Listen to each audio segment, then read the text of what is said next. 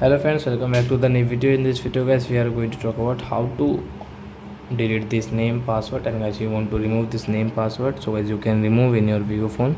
In this video guys, I will show you guys how to remove name password in our vivo phone device. So first of all guys, open your phone setting to remove this name password. Then guys scroll it and guys click on the security setting.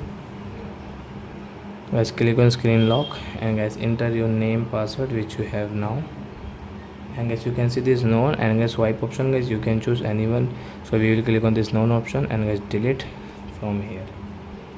So guys your name password will not work in your vivo phone. Guys you can see there is no any password in our vivo phone device.